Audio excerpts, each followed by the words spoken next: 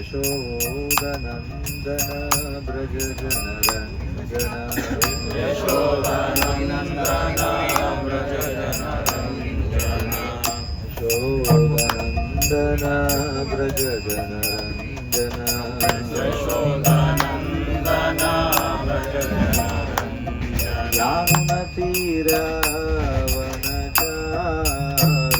యామున తీరావనచారి యామున తీరావనచారి యామున తీరావనచారి జయ రాధా మాధవ పంజ బిహారీ జయ రాధా మాధవ పంజ బిహారీ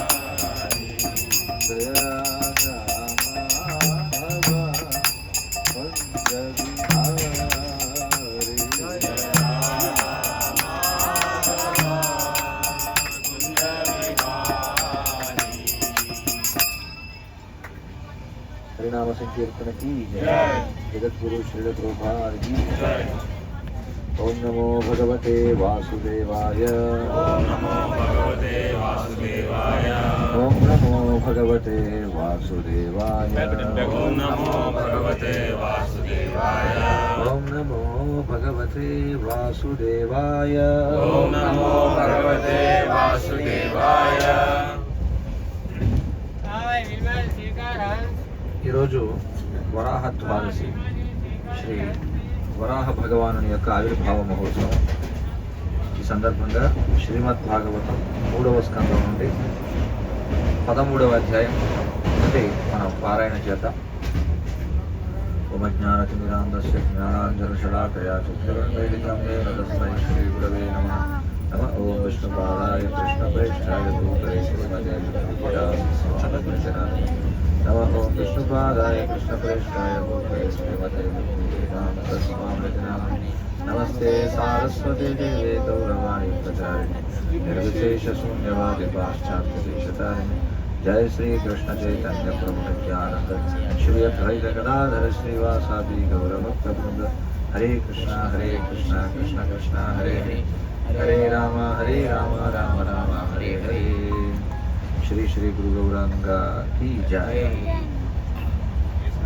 వీళ్ళు ఎలాగో ప్రాపర్గా వినరు, అల్లరి చేస్తానంటారు. వీళ్ళు గుర్తిస్తే అటుపక్క కూర్చుంటారు. కంఫర్టబుల్గా కూర్చోండి. ముగ్గురు ఎవరైనా ముగ్గురు లేచి అటుపక్క కూర్చోండి. పిల్లలు లేచిపోండి, పెద్దవాళ్ళకి ఏమంటే ప్లేస్ అటు కూర్చోండి. ఒకటే వాళ్ళ కూర్చోండి.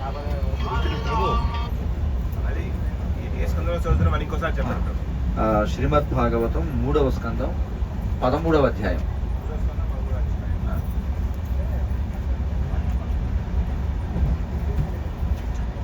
श्रीशुक उवाच निशम्य वाचं वदतो मुनेः पुण्यतमां नृप भूयः पप्रच्छ कौरव्यो वासुदेवकथातृतः.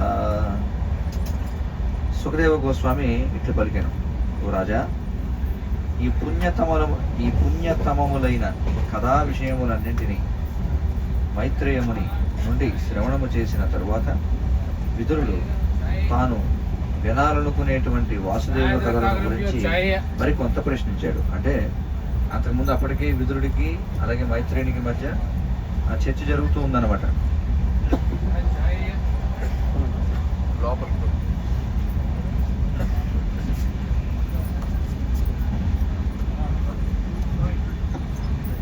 అప్పటికే విదురునికి మైత్రేయునికి మధ్య చర్చ జరుగుతూ ఉంది. అప్పటి వరకు చాలా విషయాలు అడిగాడు విదురుడు, మైత్రేయుడు ఏదో చెప్పాడు. తర్వాత మళ్ళీ అవన్నీ విన్న తర్వాత సుఖదేవ గోస్వామి చెప్తున్నారు. ఏమని చెప్తున్నారంటే, ఈ పుణ్యతమములైన కథా విషయములనన్నీ మైత్రేయముల నుండి శ్రవణం చేసిన తర్వాత విదురుడు తాను ఏదైతే వినాలనుకుంటున్నాడో, వినాలనుకుంటున్నాడో వాసుదేవ కథలను గురించి మరి కొంత ప్రశ్నించాడు. తర్వాత ఏమైంది?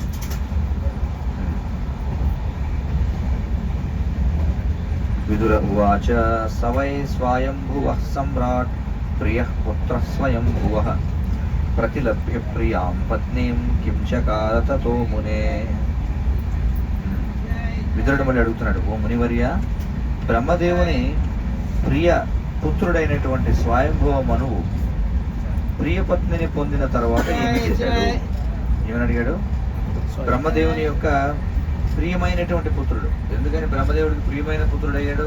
స్వయంభూ మనువు చెప్పిన పని ఎందుకంటే తండ్రి చెప్పిన మాట విన్నాడు కాబట్టి. మిగతా వాళ్ళందరూ కూడా సరిగా వినలేదు, లేదా తిరస్కరించారు, లేదా సగం చేసి సగం వదిలేశారు, అలా చేశారు. కానీ స్వయంభూ మనువు మాత్రం ఆయన పూర్తిగా విన్నాడు అనమాట. ఎక్కడైనా ఇలాగే ఉంటుంది సృష్టిలో, భౌతిక ప్రపంచంలో. మనం ఏదైతే తయారు చేస్తామో, ఏదైతే ఉత్పత్తి అవుతుందో అన్నింటిలో అన్నీ ఉపయోగపడవు. అంతిమంగా కొన్నే. ఇప్పుడు మన మానవ దేహం మీరు చూడండి, మానవ జీవితం. మన మానవ జీవితంలో మన శరీర పోషణకి ఎంతసేపు మానవ శరీరం అనేది ఉందో దేనికోసం? ఆధ్యాత్మిక జీవనం గడపడానికి. కానీ అసలు మానవ శరీరంలో మనకి లభించే సమయం ఎంత? అందులో నిజంగా మనం ఆధ్యాత్మిక జీవితానికి గడపగలిగేది ఎంత? ఏమంటారు? కొద్దిగానే ఎక్కువ? అలా కదా, అంతే కదా. అలాగే ఇప్పుడు మన ఆహారం తీసుకుంటాం. మనం తీసుకునేటువంటి ఆహారంలో నిజంగా మన శరీరం తీసుకున్నది ఎంత, బయటకు వదిలేసేది ఎంత? కొద్దిగా. ఒక చెట్టు అనేకమైనటువంటి పండ్లు కాస్తుంది. అందులో నిజంగా మళ్ళీ అది ఎందుకు పండ్లు కాస్తుంది? తన యొక్క జాతిని పెంపొందించుకోవడం. అందులో నిజంగా ఉపయోగపడేవన్నీ పోయేవన్నీ. ఉదాహరణలు అర్థమవుతున్నాయి. వర్షం విపరీతంగా కురుస్తుంది, అన్ని చోట్ల కురుస్తుంది వర్షం. కానీ నిజంగా దానికి ఉపయోగపడేవాడు ఎంతమందికి ఉపయోగపడుతుంది? పుస్తకాలు కూడా మనం విపరీతంగా వితరణ చేస్తాం. ప్రబంధాలు చెప్తారు ఎలా పుస్తకాలు వితరణ చేయాలంటే వర్షం కురిసినట్టుగా. అవసరం ఉన్నా లేకపోయినా శ్రీడమే. కానీ అందులో నిజంగా చదివేవాడు అంతే ఎవరు? సో ఇది ప్రకృతి విధానం అంతే, మనం చెయ్యాలంతే అలా.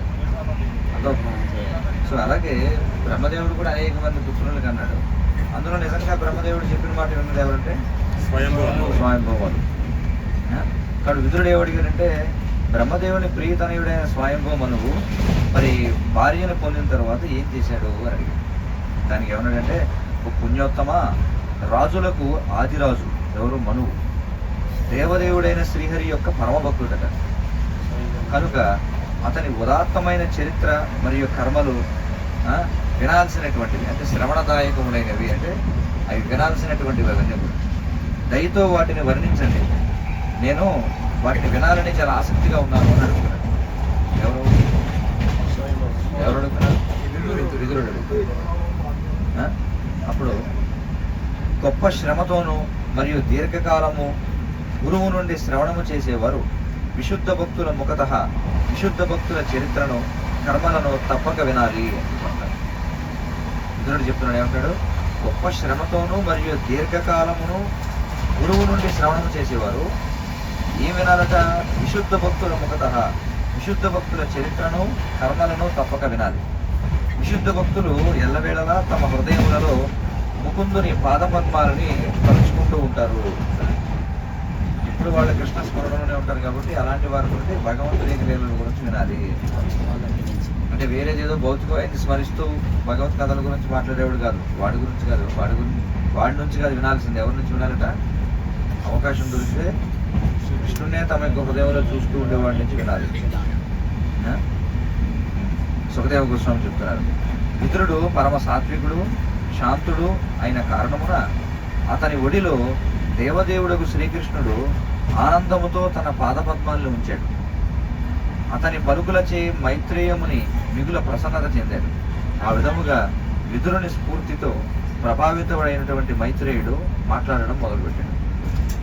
అంటే విదురుడు ఎంత గొప్పవాడట అంటే ఆయన పరమ సాత్వికుడు, చాలా శాంతుడు అన్నమాట.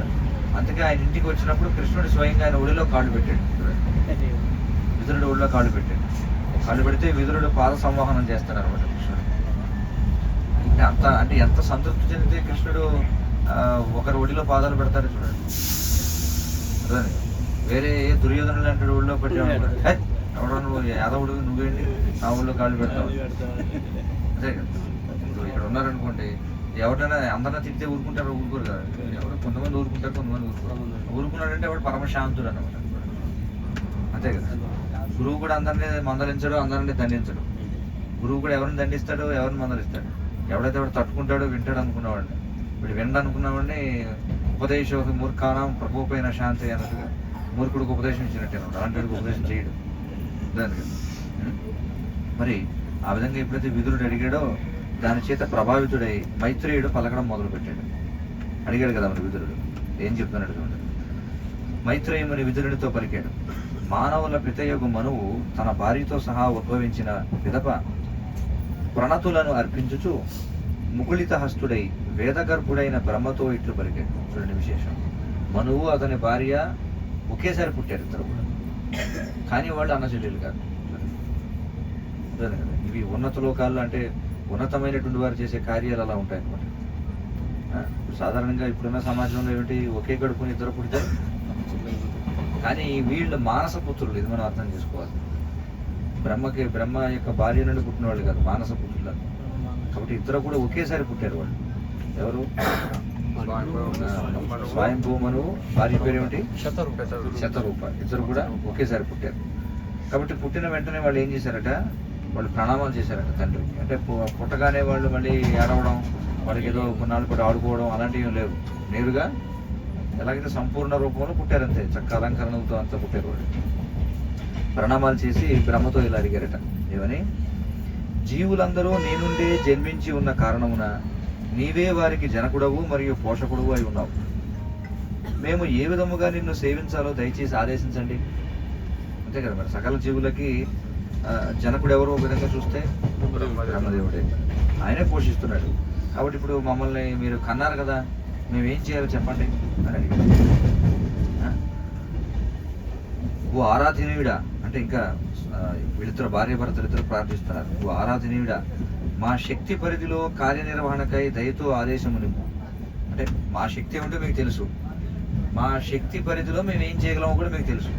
కాబట్టి మా శక్తి పరిధిలో మేము ఏం చేయగలమో మీరు చెప్పండి, ఆదేశించండి. ఈ జన్మలో కీర్తి తదుపరి పరమగతి కలిగేలా దానిని మేము అనుసరిస్తాము. ఎందుకంటే మీరు ఇచ్చిన ఆదేశాన్ని పాలించామనుకోండి, మాకు ఈ జన్మలో కీర్తి వస్తుంది, అలాగే శరీరం వదిలేసిన తర్వాత ఉన్నత పరమగతి పొందుతాము. కాబట్టి చెప్పండి మమ్మల్ని ఏం చేయమంటారు అడిగి బ్రహ్మదేవుడు చెప్తున్నాడు. పుత్ర ధరణీశ్వర, ధరణీశ్వర అంటే ఈ ధరణి ఏంటంటే భూమికి నియామకుడా, నీ పట్ల నేను చాలా ప్రసన్నుడనయ్యాను. నీ దంపతులు ఇరువురికి సమస్త శుభములు కలుగుగాక. నా ఉపదేశములకే నీ హృదయం నొసగి ఎటువంటి సంకోచము లేకుండా నీవు నాకు ఆత్మసమర్పణ కావించుకున్నావు. ఎందుకని బ్రహ్మదేవుడు ప్రసన్నుడయ్యాడు? ఏం చేయాలో చెప్పండి అని అడిగాడు కాబట్టి. కిం కరహ, సంస్కృతంలో కిం కరహ అంటే ఏమిటి అర్థం? ఏం చేయాలి. అలాంటి వాడిని కింకరుడు అని చెప్పి అంటారు. ఏం చేయాలో అడిగి చేసేవాడిని, అంతేగాని చెప్పించుకోడు అనమాట.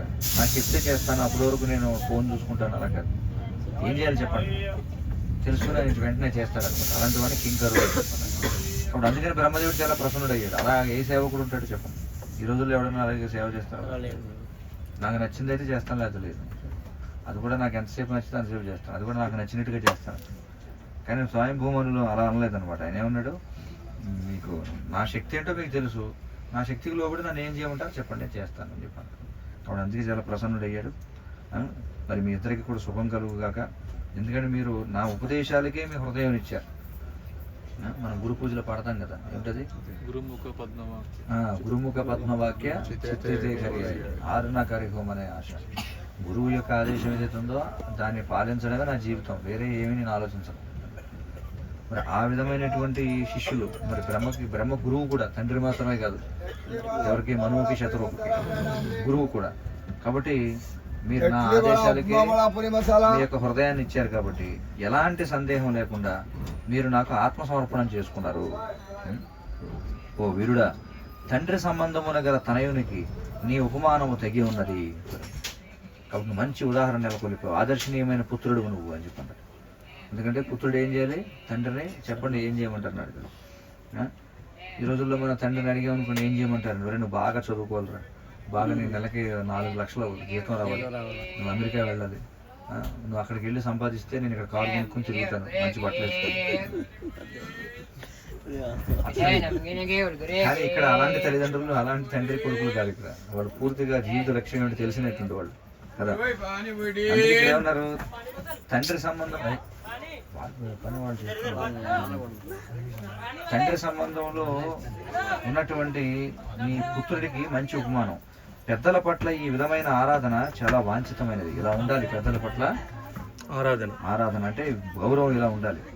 మాత్సర్యరహితుడు అంటే అసూయ లేనివాడు, అప్రమత్తుడు అయిన వాడు తండ్రి ఆజ్ఞను సాధారణముగా గ్రహించి తన శక్తి అనుసారముగా దానిని నిర్వహిస్తాడు. చూడండి కదా, ఏం చేస్తాడు? తండ్రి ఆజ్ఞను సాధారణముగా గ్రహించి తన శక్తి అనుసారం దాన్ని నిర్వహిస్తాడు. చూడండి కదా, శక్తి అనుసారము అని. ఇప్పుడు మనం ఎప్పుడైనా సరే మనం చేసే సేవ కూడా మన శక్తి అనుసారం చేయాలి. మన శక్తి పరిధికి దాటి మనం ఏం చేయలేము, చేయకూడదు కూడా. దానివల్ల మనం సురక్షితంగా ఉండలేము. తర్వాత నువ్వు పరమ విధేయుడైనటువంటి పుత్రుడివి కాబట్టి ఆత్మశత్రుసులైన నీ సంతానమును నీ భార్య ద్వారా పొందమని నేను అడుగుతున్నాను. ఏమంటున్నాడు? నువ్వు చాలా విధేయుడైనటువంటి పుత్రుడు కదా, నీకు కూడా నీలాంటి పుణ్యులే పుడతారని చెప్పంటారు. నీకు కూడా నీలాంటి పుత్రులే కలుగుతారు అని నేను అడుగుతున్నాను. నీ భార్య ద్వారా నువ్వు పొందు, సంతానాన్ని పొందు. భగవంతుని భక్తి యోగ నియమాలను అనుసరిస్తూ ప్రపంచాన్ని పాలించు, అది తండ్రి ఇచ్చిన ఆజ్ఞ. ఈ విధముగా యజ్ఞ నిర్వహణ ద్వారా భగవంతుని అర్చించు. ఏమని చెప్పాడు ఆదేశాలు? ఒకటి, నీలాంటి నీతో సమానమైన సౌశీల్యం కలిగినటువంటి సంతానాన్ని కలు, మొదటి విషయం. భగవంతుని యొక్క భక్తి యోగ నియమాలని అనుసరించు, అలాగే యజ్ఞ నిర్వహణ ద్వారా భగవంతుని అర్చించు. ఇది ఆదేశాలు ఇచ్చాడు.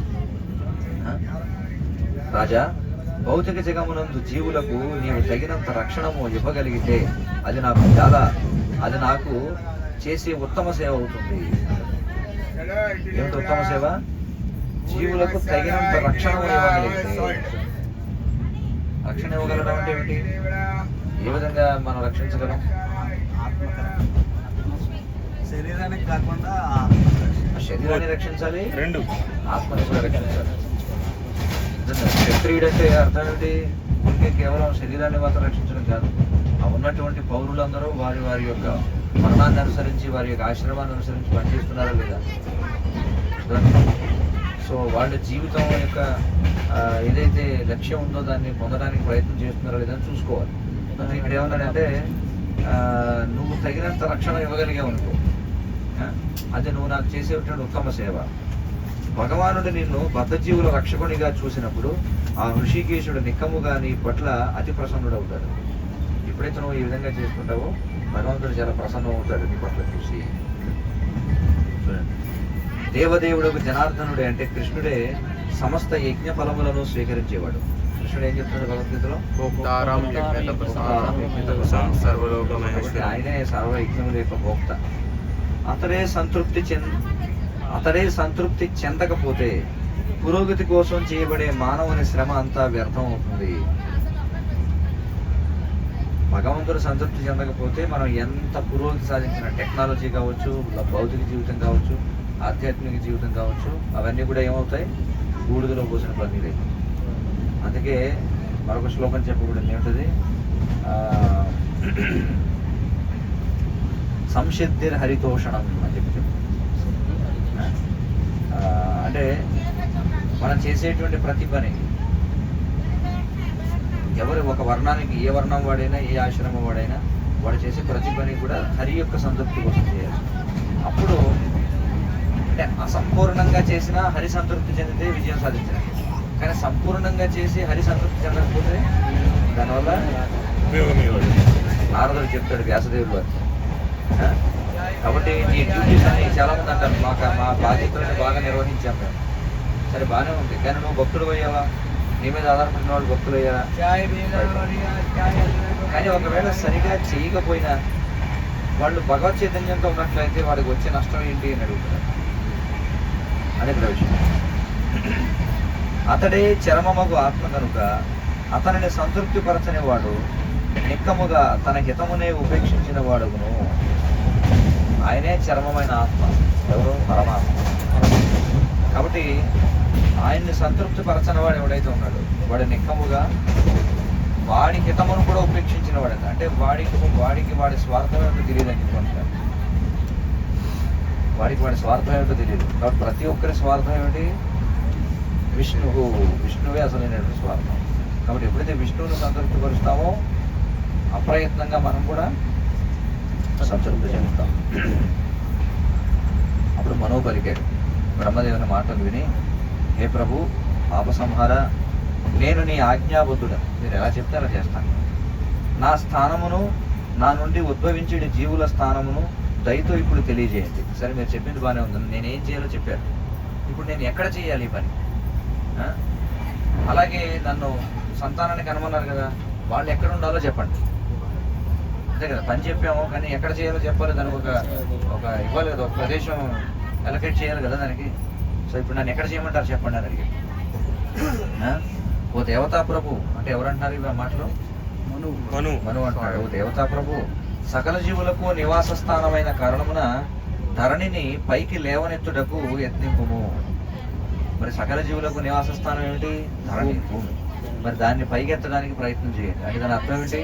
అది లేదు. ఎక్కడుంది భూమి? ధరణి ఆల్రెడీ నీళ్ళలో ఉందన్న.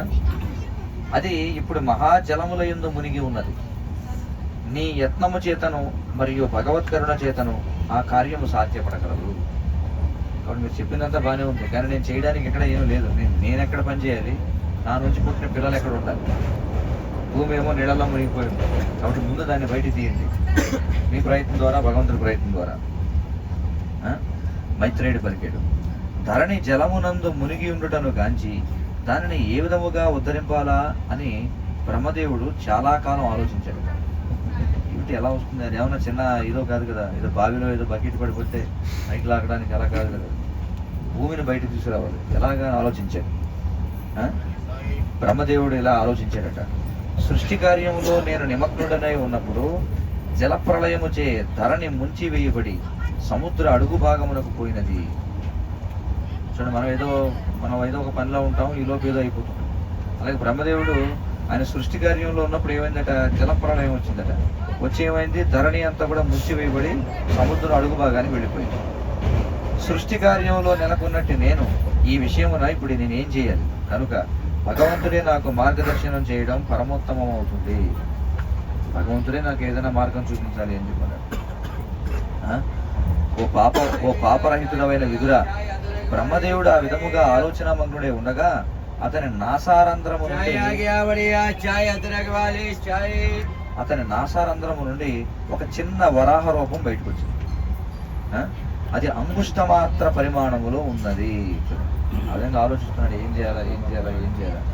చూడండి, భగవత్ సేవ, మనకి భగవంతుడి సేవ అప్పచెప్పారు. ప్రామాణికమైనటువంటి గురువు మనకు ఒక సేవ అప్పచెప్పినప్పుడు ఆ సేవను ఎలా చేయాలా అని మనం ఆలోచించడం కూడా సేవే అవుతుంది. అదవుతుంది. కాబట్టి బ్రహ్మదేవుడు ఆ విధంగా ఆలోచిస్తూ ఉన్నప్పటికీ ఏమైంది? ఆయన ముక్కురంధ్రంలోంచి, నాసారంధ్రం అంటే ముక్కురంధ్రంలోంచి ఒక చిన్న వరాహ రూపం బయటకు వచ్చింది. ఎంత ఉందట అది? అంగుష్ట మాత్రము, అంటే బొటన వేలి పరిమాణంలో ఉందట రూపం.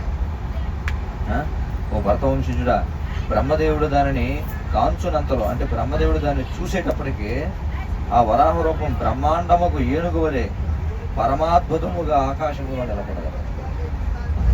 ఆయన బయటకు వచ్చింది ఏంటా అని చూసే లోపే బ్రహ్మాండమైన ఏనుగులాగా ఏమైంది? ఆకాశంలో నెలకొని ఉందట. ఆకాశమునందు వరాహమును పోలిన అద్భుత రూపమును గాంచి చకితుడైన బ్రహ్మదేవుడు మరీచి వంటి ప్రముఖులకు విప్రులతోనూ సనకాది కుమారులు మరియు మనువుతోనూ కూడినవాడే పరిపరి విధముల తర్కింపదొరగను. వాళ్ళు చర్చించుకున్నారని, అదేమిటి ఇప్పుడు మనం వెళ్తున్నాం కదా, అందరం కూర్చొని అక్కడ ఏదో కనిపించింది మనకి. కనిపించగానే అదేంటి వీళ్ళు కూడా చెప్తారు, వాళ్ళు కూడా చెప్తారు రకరకాలుగా. ఈ రకంగా అందరూ కూడా తర్కించుకుంటూ ఉన్నారట. ఎవరెవరు తర్కించుకుంటారు?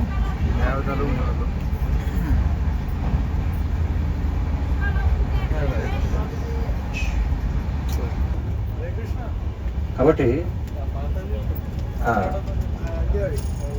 ఎవరెవరు చర్చించుకున్నారట? మరీచి వంటి ప్రముఖులకు విప్రులతోనూ. వీళ్ళందరూ ఎవరు? ఆయన యొక్క మానసపుత్రులు. అలాగే సనకాది కుమారులు మరియు మనువుతోనూ. వీళ్ళందరూ కూర్చొని ఏమిటి అని చర్చించుకుంటారట. శోకరమనేటి మిషతో ఎవరైనా దివ్య పురుషుడు ఇక్కడ కరుదించినాడా? చూడండి, అంటే ఒక శోకరం అని నటిస్తూ ఎవరైనా దివ్య పురుషుడు ఇక్కడికి వచ్చాడా? ఆ నాసిక నుండి అతడు బయటికి రావడం పరమాద్భుతముగా ఉన్నది. ఏమిటిది ఇలా అద్భుతంగా ఉన్నదే అనుకుంటారు. మొట్టమొదట ఈ వరాహము అంగుష్ట మాత్ర పరిమాణమున గోచరించను. మొదట ఏమైంది? అది బొటనవేలు పరిమాణంలో ఉంది. తక్షణమే గండశిలతో సమానముగా పెద్దగా అనేది. గండశిల అంటే పెద్ద పెద్ద కొండల మీద ఎవడో పెట్టినట్టుగా ఉంటాయి రాళ్ళు, మీరు చూసారు లేదు. అది అసలు ఎలా ఆనిందో తెలియదు, అది పడిపోదా అనుకుంటాం మనం. దాన్ని గండశిల అంటారనమాట.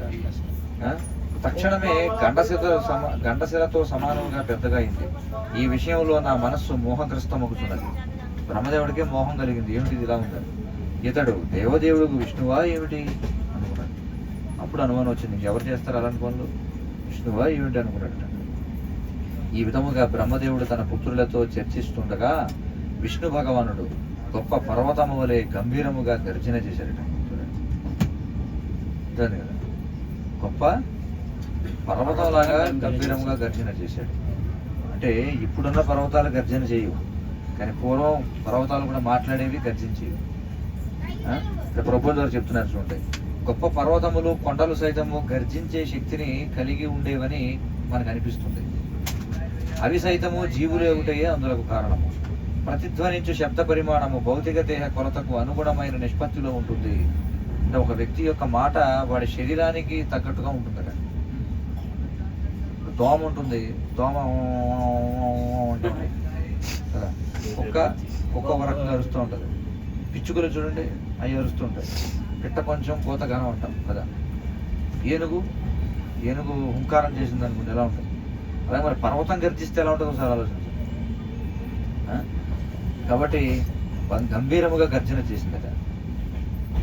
సర్వశక్తిమంతుడు దేవదేవుడు తన అసాధారణము కంఠముతో తిరిగి గర్జించి బ్రహ్మదేవుని ఇతర ద్విజోత్తములను రంజింపజేశాడు. అంటే భయపడకండి, నేను విష్ణువుని అన్నట్టుగా మళ్ళీ రంజింపజేశాడట. ఏం కాదు, నేనున్నాను. ఆ గర్జన అన్ని దిక్కుల ఇందు ప్రతిధ్వనించింది. మాయామయుడకు వరాహ భగవానుని పరమమంగళమగు గంభీరమైన గర్జనను వినినంతట జనలోక తపోలోక సత్యలోకములందు నివసించే ఋషులు మునులు 3 వేదముల నుండి పవిత్ర మంత్రములను ఉచ్చరించారు. ఎప్పుడైతే గర్జన వినిపించిందో ఈ ఉన్నత లోకాల్లో ఉన్నవాళ్ళు, జన తప సత్యలోకాల్లో ఉన్న ఋషులందరూ కూడా వెంటనే ఏం చేశారట, 3 వేదాల నుంచి పవిత్ర మంత్రాలను చదివారట. మహాభక్తుల వేదస్థుతులకు బదులుగా తిరిగి గర్జన కావించిన పిమ్మట గజముని క్రీడించుచు అతడు జలమునందు ప్రవేశించెను. వాడు చేసినటువంటి ప్రార్థనలో ఆయన ఆమోదిస్తున్నట్టుగా, ఓకే అని అన్నట్టుగా ఆయన మళ్ళీ గర్జించాడట. అంటే బదులుగా మళ్ళీ ఏం చేశాడట, చేసిన తర్వాత ఆయన గజము వలె క్రీడిస్తూ జలమునందు ప్రవేశించాడు. ఏనుగు ఎలాగైతే నీళ్ళల్లోకి వెళుతుందో ఆడడానికి, అలాగే నీళ్ళల్లోకి వెళ్ళాడట. వేదస్థుతుల ధ్యేయము ఆ భగవానుడే. ఆ విధముగా అతడు భక్తుల ప్రార్థనలు తన కొరకే ఉద్దేశింపబడినవని గ్రహించెను.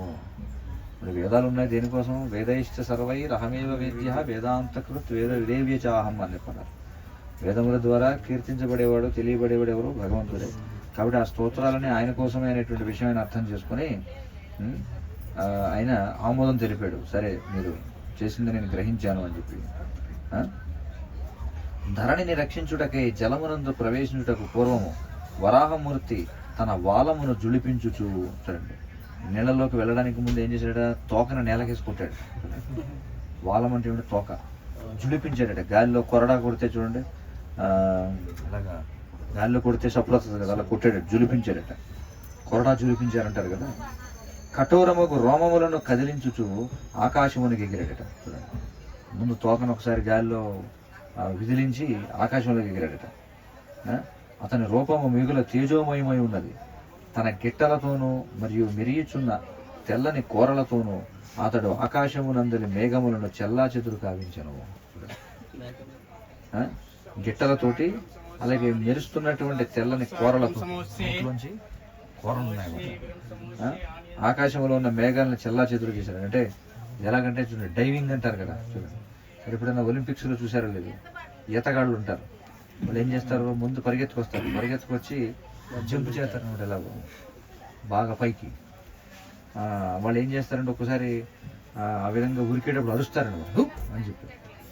అలాగే వరాహుడు ఏం చేశారంటే ముందు తోకటోటి జులిపించాడంట. పట్ మనకి ఎడ్లు తోలేవాళ్ళు ఉంటారు, వాళ్ళు ఏం చేస్తారు, దాన్ని కొడుతుంటారు సౌండ్. అలా ముందు తోకతో జులిపించి ఏం చేశాడు, ఒక్కసారిగా డైవింగ్ చేయడం కోసం అని చెప్పి గాలిలోకి ఎగిరాడు అనమాట వరాహమూర్తి. మరి అలా ఎగిరేటప్పటికి ఏమైంది, ఎంత ఎత్తు ఎగిరాడైనా ఏదో అడుగు 2 అడుగులు కాదు, ఆకాశంలో ఎగిరేటప్పటికి మేఘాలు మొత్తం చల్ల చెదురైపోయినాయి అనమాట. అతడు స్వయముగా విష్ణు భగవానుడు అయినందున దివ్యుడై ఉన్నాడు. అయినను వరాహ రూపమును ధరించిన కారణమున అతడు గ్రహణము ద్వారా ధరణి కొరకై వెదికెను. మరి ఏ విధంగా అయితే వరాహం పంది ఏం చేస్తుంది, అది వాసన ద్వారా వెతుకుతుంటుంది అనమాట. ఎక్కడుంది వస్తువు, మురికి గుంట ఉందనుకోండి, అందులో అది ముట్టి పెట్టి ఇలా వెతుకుతూ ఉంటుంది అనమాట. అలా ఆయన స్వయంగా విష్ణుడైనప్పటికీ కూడా ఏం చేశాడంటే వరాహ రూపాన్ని ధరించాడు కాబట్టి గ్రహణము ద్వారా ధరణి కోసం వెతికాడు, వాసన ద్వారా అనుకుంటా చూస్తున్నాడు అనమాట. అతని దంష్ట్రలు భయంకరముగా నుండెను. అంటే ఇది మామూలుగా ఊరపంది కాదనమాట, అది అడవి. వరాహం అంటే అడవి పంది అనమాట. ఎందుకంటే మామూలు పందులకి అవి కూరలు ఉండవు, దంతాలు ఉండవు, దంష్ట్రాలు ఉండవు. కానీ అడవి పందులకి దంష్ట్రం ఉంటుంది అనమాట. తేడా ఉంటుంది కాబట్టి భయంకరముగా ఉన్నాయట. ప్రార్థనలను కావించేటి భక్తులకు విపురులను గాంచుచు అతడు జలమున ప్రవేశించాడు.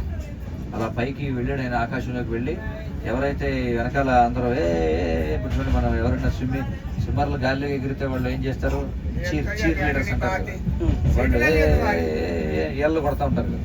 అలాగే అక్కడ ఉన్నటువంటి వాళ్ళంతా కూడా మంత్రాలు చదువుతున్నారు అనమాట.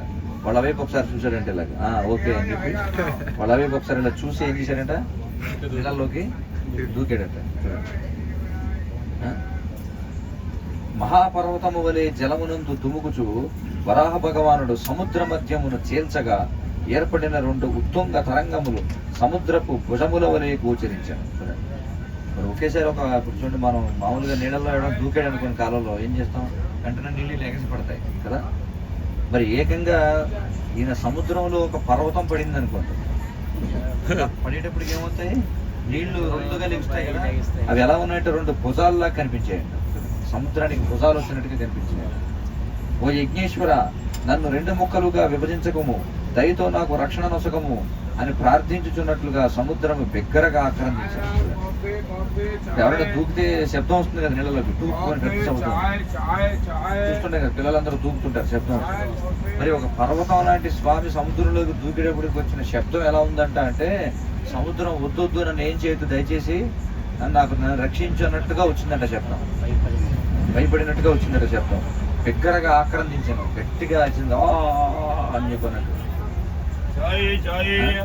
వరాహ భగవానుడు వాడి అయిన శరముల వంటి తన గిట్టలచే నీటిని చీల్చుచూ పోయి అపారమగు సముద్రపు అడుగున చేరాను. ఆయన ఈత కొడుతున్నాడు, లోపలికి డైవింగ్ చేసుకుని వెళ్తున్నాడు. లోపలికి వెళుతుంటే ఆయన గిట్టలతో నీళ్ళని చీల్చేసినట్టు అయిపోతున్నాయి. అలా సముద్రపు అడుగు భాగానికి చేరాడు. సకల జీవులకు ఆశ్రయ స్థానముకు ధరణి సృష్టి ఆరంభమున ఉన్న రీతి పడి ఉండటను గాంచి దానిని స్వయముగా ఉద్ధరించాడు. సకల జీవులకు ఆశ్రయ స్థానం ఏమిటి, భూమి, ధరణి సృష్టి ఆరంభంలో ఎలాగైతే ఉందో అలా పడిపోయి ఉందట. ఎక్కడ అడుగులో, ఎక్కడ మనకి సముద్రపు అడుగున. మీరు చూడండి, ఎప్పుడైనా గోదావరిలో ఇసుక తీసుకుంటారు, వాళ్ళు ఏం చేస్తారు, పడవలోంచి దూకుతారు, గిన్నె పట్టుకుని అడుక్కెళ్తారు, అడుక్కెళ్ళి అందులో ఇసుక తోడుకుని అలా పైకి తెచ్చి వాళ్ళు ఇస్తారు. అదే కదా. అలాగే ఆయన లోపలికి వెళ్ళి చూసేటప్పటికి లోపల పడి ఉందన్నమాట. దానిని చూసి స్వయముగా ఏం చేశాడు, ఆయన ఉద్ధరించాడు. దాన్ని ఉద్ధరించాడంటే పైకి లేపాడు అనమాట, తీసుకొచ్చాడు. వరాహ భగవానుడు ధరణిని అతి సునాయాసముగా తన కోరలపై నిడుకుని జలము నుండి వెలికి తెచ్చి మిగుల శోభాయమానముగా గోచరించాడు. పిదప తన క్రోధము సుదర్శన చక్రము వలె దీప్తముకు చుండగా అతడు శీఘ్రమే హిరణ్యాక్షుని వధించి వేశాను. ఆ విధంగా ఏం చేశారంటే దాన్ని భూమిని ఉద్ధరించి ఆ విధంగా ఆయన వెలికి తెచ్చి ఎప్పుడైతే ఆయన ఇలా పట్టుకున్నాడో చాలా చూడటానికి చాలా అందంగా ఉందట. ఆయన విగ్రహం మీరు చూడొచ్చు, చాలా మైసూరు దగ్గర ఎక్కడో ఉంటుంది అనమాట. ఆయన చేతులు 2 ఇలా పెట్టుకుని ఉంటాడు అనమాట, పట్టుకుని ఇలా చూస్తుంటాడు, ఇలా భూమిని పట్టుకుని ఉంటాడు. తర్వాత ఏం చేశాడు, తన క్రోధము సుదర్శన చక్రము వలె దీప్తమగుచుండగా, సుదర్శన చక్రం తిరుగుతుంటే ఇప్పుడు చూడండి మనకి దీపావళికి చక్రాలు చూస్తారు, దాని వెలుగు తిరిగే కొద్దీ పెరుగుతుంటుంది, గాలే కొద్ది. అలాగే ఆయన కోపం కూడా పెరుగుతూ ఉందట. ఏం చేశాడు, హిరణ్యాక్షుడిని భగవంతుడి మీద కలబడదామని చూస్తున్నటువంటి హిరణ్యాక్షుడిని వెంటనే చంపేశాడు. తరువాత సింహము గజమును సంహరించిన చందమున, సింహము ఏనుగును చంపిన విధంగా వరాహ భగవానుడు దానవుని జలమునందు వధించాడు, నీళ్ళలో చంపేశాడు. ధాతువర్ణమయమగు భూమిని త్రవ్వుటచే గజము అరుణవర్ణ చిహ్నితమైనట్లుగా భగవానుని చెక్కిళ్ళు నాలుక దానవ రక్త పంకిలమయ్యను.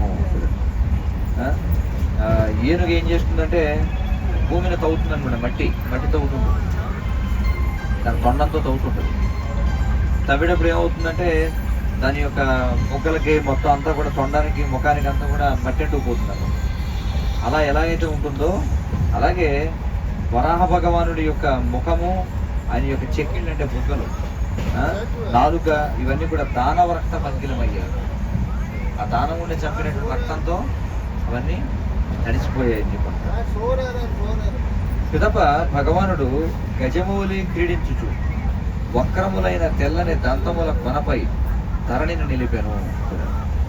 తర్వాత చంపేసిన తర్వాత కాసేపు నీళ్ళల్లో ఆడుకున్నాడు. ఆడుకుని ఏం చేశాడు, తన దంతాలపై భూమిని నిలిపి ఉంచాడు. అతడు తమాల వృక్షపు నీలి వర్ణమును కలిగి ఉంటాడు. తమాల వృక్షాలు అంటారు, అవి కొంచెం నీలం రంగులో ఉన్నట్టుగా ఉంటాయి అన్నమాట, ఆ రంగులో ఉన్నట్టుగా. బ్రహ్మదేవుని అధ్యక్షతన గల ఋషులు ఆ విధముగా అతనిని దేవదేవుడని తెలుసుకొని వందనములను అర్పించిరి. చూడండి, ఓ ఈయన భగవంతుడు అని తెలుసుకుని అందరూ కూడా ఏం చేశారంటే వెంటనే వందనాలు చేశారు. మరి ఋషులు ప్రార్థిస్తున్నారు ఎవరిని? వరాహ భగవాన్. ఎవరిని ప్రార్థిస్తున్నారు? జితం జితం తే జితయజ్ఞ భావన త్రయీం తనుం స్వాం పరిధున్వతే నమః యద్రోమగర్తేషు నిలిల్యురద్ధయ తన్మై నమః కారణసూకరాయతే. ఋషులందరూ పరమ ఆదరముతో ఇలా పలికారు. ఏమని? ఓ అజితుడవగు యజ్ఞపోక్త. అజితుడు అంటే ఎవరి చేత జయింపశక్యం కానటువంటి యజ్ఞపోక్త. యజ్ఞపోక్త అంటే జయోస్తు విజయోస్తు అని అన్నారు. మూర్తిభవించిన వేద రూపమును నీవు చరించుచున్నావు. వరాహ రూపం ఏదైతే ఉందో అది వేదానికి ఒక రూపం ఇస్తే అదే వరాహ రూపం. అందుకే యజ్ఞవరాహుడు అని చెప్పి అంటారు. కాబట్టి వేదం అంటే యజ్ఞం, దానికి ఒక రూపం ఇస్తే అది ఎలా ఉంటుంది? ఆ రూపం వరాహ రూపంలో ఉంటుంది. నీ రోమకోపముల యందు సముద్రములు అణగి ఉన్నవి. ఏకంగా సముద్రం పట్టేస్తుందట. ఎందులో? ఆయన యొక్క ఒక రోమకోపములు. ఇంత మహాసాగరం ఏదవుతుందో అది కేవలం ఆయన యొక్క ఒక రోమకోపంలో ఉంటుందట. కొన్ని ప్రత్యేక కారణముల కొరకై నీవు ఇప్పుడు శూకర రూపమును ధరించితివి. ప్రత్యేక కారణం కోసం ఈ రూపాన్ని ధరించావు. తర్వాత రూపం తవై తన్నను దుష్కృతాత్మన దుర్దర్శనం దేవ యదధ్వరాత్మకం చందాంసి యస్య త్వచి బర్హి రోమస్ స్వాజ్యం దృషిత్వం గ్రిషు చాతు హోత్రం.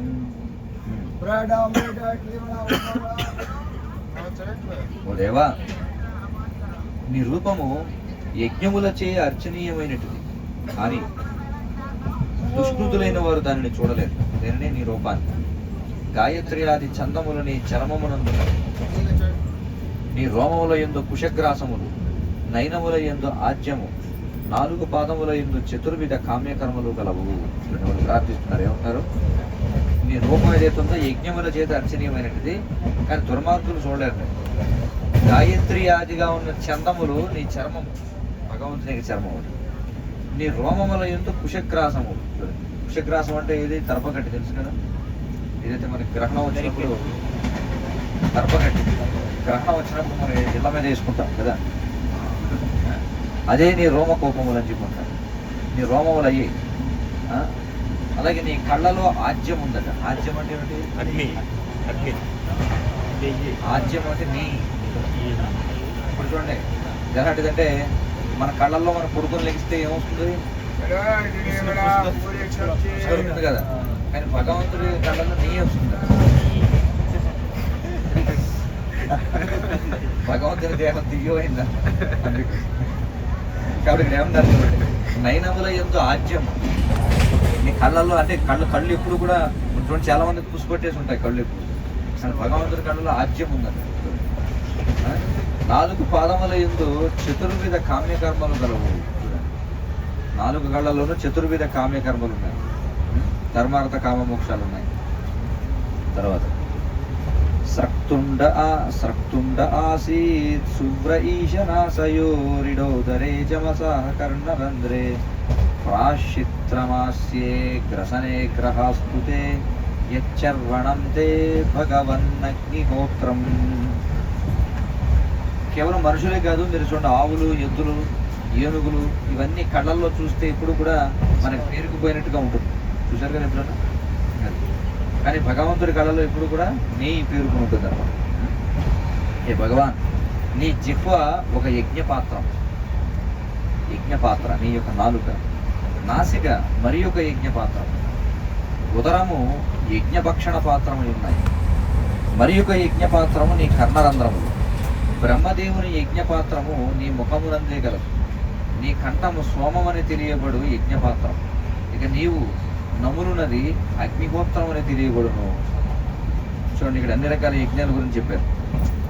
నీ జిహ్వ ఒక యజ్ఞపాత్రం, అంటే నాలిక మీద వేసుకుని మరి నవ్వులుతూ ఉంటాం కదా, కాబట్టి అది యజ్ఞం అంటే ఏమిటి? యజ్ఞోవై విష్ణువు, యజ్ఞం అంటే విష్ణు యొక్క సంతృప్తి కోసం చేసేది. నాసిక మరి ఒక యజ్ఞపాత్రం, ఎందుకని ఆయనకి అనేక రకాలు, ఇప్పుడు ఎప్పుడైతే ఈ ఏదైనా సరే మనం తోపం అర్పించామనుకోండి, అగరు ఇలాంటివి అర్పించినప్పుడు మంచి సుగంధం వస్తుంది కదా, అది భగవంతుడి ప్రీతి కలిగిస్తుంది కదా. కాబట్టి నాసిక మరొక యజ్ఞపాత్రం, ఉదరము యజ్ఞభక్షణ పాత్రం, మరి లోపలికి వెళ్ళింది ఏదైతే ఉంటుందో అది ఏం చేస్తుంది అంటే నాలుక ఒక యజ్ఞపాత్రం. ఎందుకన్నారు? ఇప్పుడు మనం ఆహారాన్ని తినడానికి ముందు దాన్ని ఆస్వాదించేది ఎక్కడ? కడుపులోకి వెళ్ళి రుచి తెలుస్తుందా, లేకపోతే నాలుగు మీద ఉన్నప్పుడు రుచి తెలుస్తుందా? నాలుగు మీద ఉన్నప్పుడు రుచి తెలుస్తుంది. కాబట్టి నాలుగుతో మనం భోగిస్తున్నాం. ముక్కు మూసుకొని తినమంటే ఎలా ఉంటుందో ఒకసారి ఆలోచించండి. అంటే మన తినే పదార్థాన్ని ఆస్వాదించడం కూడా ఒకటి ఉంది కదా, వాసన కూడా చూడాలి కదా. అందుకే ఆయన ముక్కు యజ్ఞపాత్రం అంటే ముక్కు ద్వారా ఆయన స్వీకరిస్తాడు, నాలుగు ద్వారా రుచి చూస్తాడు. అలాగే లోపలికి వెళ్ళాక ఉదరం అదొక యజ్ఞపాత్రం, జీర్ణం అవుతుంది కదా. అలాగే మరి ఒక యజ్ఞపాత్రం నీ కర్ణరంధ్రములు, ఎందుకంటే ఆయన్ని కీర్తిస్తూ ఉంటాం కదా, కీర్తిస్తున్నప్పుడు చెవులకి ఇంపుగా ఉందంటారు కదా, అవునా కదా, అదొక యజ్ఞపాత్రం. అలాగే బ్రహ్మదేవుని యజ్ఞపాత్రం నీ ముఖమునందే కలదు. బ్రహ్మదేవుడు అన్ని కూడా ఎవరి ముఖం వైపు చూసి అన్ని కూడా అర్పిస్తుంటాడు? స్వామి యొక్క ముఖం. కాబట్టి అదొక యజ్ఞపాత్ర. నీ కంఠము సోమం అని తెలియబడు యజ్ఞపాత్రం, ఎందుకంటే ఈ సోమం అంటే ఏమిటి? సోమరసం, అదొక యజ్ఞపాత్ర కంఠము. ఇక నీవు నములునది అగ్నిహోత్రము, నువ్వు ఏదైతే నములుతున్నావు అదేమిటది? అగ్నిహోత్రం, అంటే అగ్నిలో అర్పించేది. ఇవన్నీ కూడా ఎలా అర్పిస్తారు బ్రాహ్మణులు? అగ్ని భగవంతుని యొక్క జిహ్వ అన్నమాట. కాబట్టి మన యొక్క జిహ్వ మీద అగ్ని ఉంటాడు. నాలుకకి అధిష్టాన దైవం ఎవరు? అగ్ని. కాబట్టి భగవంతుని యొక్క నాలుక ఎవరంటే అగ్ని అన్నమాట. అయితే దానికంటే కూడా భగవంతుడు ఏమంటాడంటే, ఎప్పుడైతే తన యొక్క భక్తుల నోటి ద్వారా ఏదైతే ఆయన స్వీకరిస్తాడో అది యజ్ఞాగ్నిలో సమర్పించే దానికంటే ఇంకా రుచికరంగా ఉంటుంది అనుకుంటారు. కాబట్టి యజ్ఞాగ్నిలో మనం సమర్పించే దానికంటే వైష్ణవులకు ప్రసాద వితరణ చేసింది ఏదైతే ఉందో అది ఇంకా భగవంతుడికి ఎక్కువ ప్రీతి కలిగిస్తుంది. చూడండి తర్వాత దీక్షాను జన్మోపసత శిరోధరం త్వం ప్రాయణీయోదయనీయదంష్ట్రః జిహ్వా ప్రవర్త్యస్తవ శీర్షకం క్రతో సత్యావసత్యం చితయోసవోహితే. అంతేగాక ఓ ప్రభు, నీ నిరంతర అవతరణము అన్ని విధములకు దీక్షలకు కోరిక అయి ఉన్నది. నిరంతర అవతరణం. నీ మెడ ఉపసదస్థానం, నీ దంతములు దీక్షాబలమును సమస్త కోరికల అంతమును అయి ఉన్నవి. నీ జిహ్వ దీక్ష యొక్క పూర్వకర్మలు, నీ శిరము హోమరహితముగు అగ్నియు మరియు ఉపాసన అగ్నియు అయి ఉన్నది. నీ ప్రాణములు సమస్త కోరికల సముచ్చయము అని చెప్పుకుంటున్నారు. అంటే ఇప్పుడు యజ్ఞం నిర్వహించేటప్పుడు రకరకాల కార్యాలు ఉంటాయి. ముందు దీక్ష పొందుతారనమాట, చేతికి కంకణం కడతారు కదా. అంటే ఆ వ్రతం పూర్తయ్యే వరకు చేతికి వాళ్ళు ఆ వ్రత నియమాలను పాటించాలి అని. ఒకసారి చేతికి కట్టిన తర్వాత వివాహం అప్పుడు కావచ్చు, అప్పటికప్పుడు తర్పగట్టితో కడతారా లేదా? అదేమిటంటే వ్రతం మొదలైంది, మీరు అన్ని నియమాలు పాటించాలి అని చెప్పడం కోసం. అవి మళ్ళీ తీసే వరకు వాళ్ళు ఆ నియమాలనే పాటించాలన్నమాట. అది ఈ రోజుల్లో ఎవరికి తెలియదు. ये बैग किसके इधर 75 मिनट కాబట్టి దీక్షకి అంటే యజ్ఞం చేయడానికి ముందు యజ్ఞ దీక్ష స్వీకరిస్తాడు. దానికి ముందు కర్మలు, దీక్ష స్వీకరించిన తర్వాత చేసే యజ్ఞము, తర్వాత కార్యాలు అన్నీ కూడా నీవే అని చెప్పి వాళ్ళు కీర్తిస్తారు. సోమస్తురేత సవనాన్యవస్థితి సంస్థా విభేదాస్తవ దేవధాతవః సత్రాణి సర్వాణి శరీర సంధిస్ త్వం సర్వయజ్ఞక్రతురిష్టి బంధనః. తర్వాత ఏమన్నట్లు, ఓ దేవా, నీ రేతస్సు సోమయజ్ఞముగా పిలువబడు యజ్ఞమై ఉన్నది.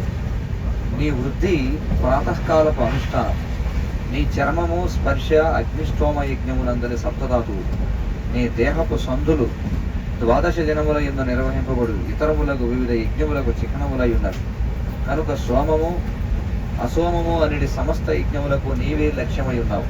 కేవలము యజ్ఞముల ద్వారానే నీవు బంధితుడవుదువు. అంటే యజ్ఞ ప్రక్రియలో ఏమేమి జరుగుతాయో అన్నీ కూడా చెప్తున్నారు. చూడండి, ఇక్కడ మనం సత్రం అనే మాట వాడతాం కదా. సత్రం అంటే తెలుసు కదా, సత్రాలు కడతారు. సత్రాలు అంటే ఏమిటి అర్థం?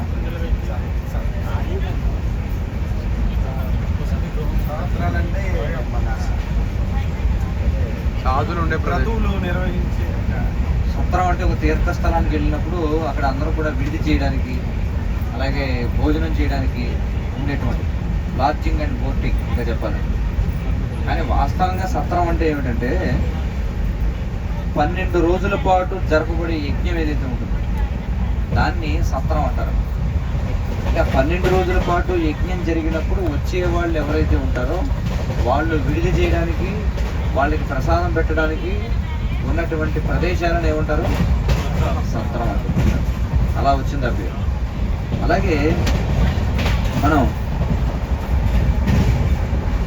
ఇష్టము అని చెప్పి అంటాం. నీ ఇష్టం అంటాం కదా, నీ ఇష్టం నా ఇష్టం అంటాం. కానీ ఇష్టి అనేది అది కూడా ఒక యజ్ఞంలో ఒక భాగం అనమాట. ఇష్టి అంటే ఏమిటంటే చరమ కోరిక అంటారు. అంటే ఏమంటారు, వ్యక్తి తన యొక్క ఇంద్రియ భోగం అంటే కామ్యకర్మలను ఇష్టి అని చెప్పి అంటారు. కామ్యకర్మలు అంటే తెలుసు కదా, అంటే ఏదో ఒక ప్రయోజనార్థం చేసే యజ్ఞాలు ఏవైతే ఉంటాయో వాటిని ఇష్టి అని చెప్పి అంటారు. అది తదనంతర కాలంలో ఇష్టం అనేటువంటి మాటగా మారిపోయింది. నీ ఇష్టం అంటే నువ్వు నీ యొక్క కోరిక తీర్చుకోవడానికి నువ్వు ఏం చేస్తావో తెలియదు. వాస్తవానికి అందులో కూడా భాగం ఏమిటంటే మన యొక్క కామ్య కోరికలు తీర్చుకోవడానికి చేసేటువంటి కార్యక్రమాలను క్రతువుల్ని ఇష్టి అని చెప్పండి. ఇంకా అది కూడా శాస్త్రబద్ధంగా జరగాలి. అది అక్కడి నుంచి వచ్చాయి మాటలన్నీ కూడా. అలాగే మనకి చూడండి, తెలుగులో స్టేజ్ని ఏమంటారు? రంగస్థలం, వేదిక అని చెప్పంటారు. ఎందుకని వేదిక అంటారంటే వేద సంబంధమైన క్రతువులు జరిగే ప్రదేశం కాబట్టి వేదిక అని పేరు. అంతేగాని డ్యాన్స్ బేబీ డ్యాన్స్ లేకపోతే రకరకాల ఆర్కెస్ట్రాలు అది చేస్తే అది వేదిక కాదు. సినిమా వాళ్ళకి లేకపోతే వీళ్ళకి సన్మానాలు అది కాదు. వేదిక అంటే అర్థం ఏమిటంటే వేద సంబంధమైనటువంటి క్రతువులు జరిగే ప్రదేశం, దాన్ని వేదిక అంటారు. అలాగే యజమాని అంటారు. యజమాని అంటే ఎవరు? యజమాని అంటే ఇప్పుడు ఎవరు అనుకుంటారు? ఎవడైతే ఓనరో వాడు యజమాని చెప్తారు. యజమాని అంటే భగవంతుని ప్రీత్యర్థం జరపబడే కార్యాన్ని చేయించేవాడు అంటాం. వాడిని ఏమంటారు? యజమాని అని అంటారు. అంటే ఇప్పుడు ఎవడన్నా ఒక వస్తువు, ఈ ఫోన్ నాది, నేనే ఈ ఫోన్కి యజమాని అంటే నువ్వు ఆ ఫోన్ని భగవంతుడి సేవ కోసం వాడితేనే నువ్వు యజమాని. ఎవరైనా దేనికైనా యజమాని ఎప్పుడు అవుతారంటే వాళ్ళు దేనికైతే యాజమాన్యం వహిస్తున్నారో దాన్ని భగవత్ సేవలో వినియోగించాలి. యజ అంటే యజ్ఞము అని అర్థం. కాబట్టి ఊరికే నేను వానరు ఈ భూమి నాదంటే కాదు. నువ్వేం చేయాలి? భూమిని భగవత్ సేవలో వాడాలి. ఈ చెట్టు నాది, ఈ ఇల్లు నాది అంటే అందుకే మనం అర్థం చేసుకోవాలి. ఒకవేళ నువ్వు దాన్ని భగవత్ సేవలో వినియోగించకపోతే నువ్వు యజమాని కాదు. ఇప్పుడు అందుకే ఇంగ్లీష్లో ఓనర్ అంటే వేరు, తెలుగులో యజమాని అంటే వేరు, దాని అర్థాలు వేరు. అంటే ఆంగ్ల భాషలో అసలు ఆ ఉద్దేశమే లేదు. ఇంగ్లీష్ భాషలో అది భగవత్ ప్రీత్యర్థం అన్నీ ఉన్నాయనేది కాదు కదా. సంస్కృత భాష అనేది భగవత్ ప్రీత్యర్థం ఉద్భవించినట్టు. సంస్కృతం నుంచి వచ్చినటువంటి అన్ని భాషలు కూడా అందులో కూడా భగవత్ ప్రీత్యర్థమే అవన్నీ కూడా. కానీ ఈ పాశ్చాత్య భాషలకి అసలు భగవత్ ప్రీత్యర్థం అనే భావనే లేదు. కాబట్టి ఇంగ్లీష్ని వాస్తవానికి అంటే మన శాస్త్రాల్లో ఉన్నటువంటి విషయాలని అసలు ఇంగ్లీష్లో అనువాదం చేయలేం, నాన్ ట్రాన్స్లేటబుల్ అనమాట. కానీ మరి ఏం చేయాలి, జనానికి అర్థం కావాలి కాబట్టి ఏదో మాట చెప్పాలి కదా, దగ్గరగా ఉన్న మాట ఏదో చెప్పాలి కదా. ఎలాంటిదంటే శాఖాచంద్ర న్యాయం లాంటి కదా. శాఖాచంద్ర న్యాయం అంటే ఏమిటి? పూర్వం పిల్లలకి తల్లులు అన్నం తినిపించేటప్పుడు సంకలో ఎత్తుకొని వాళ్ళకి గోరుముద్దలు తినిపిస్తూ రాత్రి పూట అది చంద్రుడు చూడు అనేవాడు. వాడి చంద్రుడు ఎక్కడున్నాడో వాడికి తెలియదు. కాబట్టి ముందే ఏం చెప్పాలి, అది ఒక చెట్టు ఉందా, ఆ చెట్టు కొమ్మ ఉందా, ఆ కొమ్మలో తెల్లగా ఉందా, అది చంద్రుడు అండి. అలాగే ద్రౌపదుల వారు కూడా మరి భాగవతాన్ని అనువాదం చేసినప్పుడు మరి ఇంగ్లీష్లో దగ్గరగా ఆ భావాన్ని వ్యక్తపరిచేవి ఏవైతే ఉన్నాయో అవి చేశారు. అప్పుడు డొనేషన్ అంటే వేరు, దక్షిణ అంటే వేరు, విరాళం అంటే వేరు, దానం అంటే వేరు. ఇంగ్లీష్లో అవన్నీ కదా డొనేషన్ అంటా ఉంటాయి. అలాగే ఇంగ్లీష్లో మనం చూస్తే అనేక రకాల పదాలు ఉంటావు. ఇప్పుడు ఆంటీ అంకుల్ అంటాడు, ఆవిడ ఎవడో తెలియదు. అది పెద్దమ్మ లేదా అత్త, పెద్దమ్మనైనా అత్తనైనా కూడా ఏమంటారు, ఆంటీ అంటారు. అంకుల్ అంటాడు ఆవిడ మావయ్య, ఆవిడ బాబాయ లేకపోతే ఎవడాడు, అది ఎవరికి తెలియదు అన్నమాట. లేవు పదాలు లేవు వాళ్ళకి. కానీ మనకి ప్రతిదానికి ఒక పదం ఉంది. బాబాయ్ వేరు, పెదనాన్న వేరు, మామయ్య వేరు, మామగారు వేరు, మేనమామ వేరు, మామగారు వేరు. అలాగే మేనమామ వేరు, మామగారు వేరు కదా. అలాగే అత్తయ్య వేరు, మేనత్త వేరు. ప్రతిదానికి మేనల్లుడు ఒక వేరు. ఇప్పుడు ఇంగ్లీష్లో మేనల్లుడికి బావమరిదికి ఇద్దరికి ఒకటే పదం. ఏమంటారు, నిఫ్యూ అంటారా? Brother in law. మేనల్లుడు అంటే brother in law. Nephew correct. అల్లుడైనా మేనల్లుడైనా ఇద్దరిని కూడా నెఫ్యూ అని అంటారు. సంథింగ్ సో అలాగే పదాలు లేవు ఇంగ్లీష్లో. కాబట్టి ఇక్కడ ఏం చెప్తున్నారు చూడండి. ఓ దేవా, నీ రేతస్సు సోమయజ్ఞముగా పిలువబడి యజ్ఞమై ఉన్నది. నీ వృద్ధి ప్రాతకాలపు అనుష్ఠానం. నీ చర్మము స్పర్శ అగ్నిష్టోమ యజ్ఞమునందరి సప్తధాతువు. నీ దేహపు సందులు అంటే ఈ జాయింట్లు ఏవైతే ఉన్నాయో ద్వాదశ దినముల యందు నిర్వహింపబడే ఇతరములకు వివిధ యజ్ఞములకు చిహ్నములై ఉన్నవి. కనుక సోమము అసోమము అనేది సమస్త యజ్ఞములకు నీవే లక్ష్యమై ఉన్నావు. కేవలము యజ్ఞముల ద్వారానే నీవు బంధితుడవుతావు. భగవంతుని ఎలా బంధించగలం, పట్టుకోగలం? యజ్ఞం ద్వారా. ఇలాగ ఇప్పుడు పిల్లవాడిని పట్టుకోవాలనుకోండి ఏం చేయాలి? చాక్లెట్ ఇలా పట్టుకోండి. ఆవుని పట్టుకోవాలనుకుంటే ఏం చేస్తాం? దానికి ఏదో బెల్లం ఏదో ఇచ్చిన పట్టుకోండి. అలాగే భగవంతుడు కూడా ఎలా బంధితుడు అవుతాడట? యజ్ఞము ద్వారా బంధితుడు. నమో నమస్తే కిల మంత్ర దేవత ద్రవ్యాయ సర్వక్రతవే క్రియాత్మనే వైరాగ్య భక్త్యాత్మజయానుభావిత జ్ఞానాయ విద్యా గురవే నమో నమః. హే భగవాన్, నీవు దేవదేవుడవు. అఖిల స్థుతులచే వేద మంత్రములచే యజ్ఞ సంభారములచే అర్చనీయుడవు. నీకు మా నమస్సులు.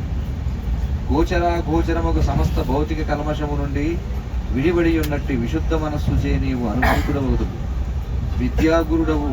విద్యాగురుడవగు నీకు మేము గౌరవపూర్వక వందనములను అర్పిస్తున్నాము. ఈ విధంగా వాళ్ళు ఏం చేస్తున్నారు? కీర్తిస్తున్నారు. ఏమంటున్నారు ఇక్కడ? దేవదేవుడు అంటే సకల దేవతలకు నువ్వే దేవుడివి. అన్ని స్తుతులచే మంత్రాలచే యజ్ఞ సంభారాలచే అర్చనీయమైన వాడు ఎవరివి? నువ్వే. స్తుతించడం అని చెప్పంటాం, స్తుతిస్తున్నారు అని చెప్పంటాం.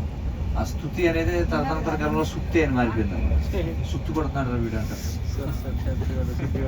సుత్తు కొట్టక అని చెప్పంటారు. అంటే ఏమిటి? ఎవరినైనా ఊరికి పోగొడుతున్నాం అనుకుంటారు, లేదా వేరే అంటే అది వాస్తవం కాకపోయినా అవాస్తవంగా మాట్లాడితే అంత సుత్తి ఇటు చెప్పేది అంటారు. ఆ సుత్తి అనేది ఎక్కడ చూస్తుంటే స్తుతి అనేది అనమాట. అంటే ఇవన్నీ ఎప్పుడైతే మనుషులు నాస్తికులుగా మారిపోయారో, ఎప్పుడైతే భగవంతుడి మీద అంతగా అంటే వాస్తవానికి ఇవన్నీ ఎలా వచ్చాయంటే ఆదర్శనీయమైన వాళ్ళు ఆదర్శనీయంగా వ్యవహరించకపోవడం వల్ల ఇవన్నీ వచ్చినాయి అన్నమాట. అంటే ఒకడు చాలా నీతులు చెప్తాడు కానీ వాడు ఆచరించట్లేదు అనుకోండి, అప్పుడు పవిత్రంగా మనం చేస్తే అది స్తుతి, అపవిత్రంగా చేస్తే సుత్తి అనమాట. ఇలా అన్ని కూడా ప్రకృతి వికృతులు అర్థం కదా. ఇలా అన్ని కూడా ప్రకృతి శటకోపం ఉంది. శటకోపం అనేది ఏమిటి? భగవంతునికి చరణాలు ఉంటాయి, దాన్ని శటారి అని చెప్పి. దాన్ని అందరికీ వచ్చిన వాళ్ళందరికీ కూడా భగవంతుని పాదపద్మాలు నెత్తి మీద పెట్టడానికి.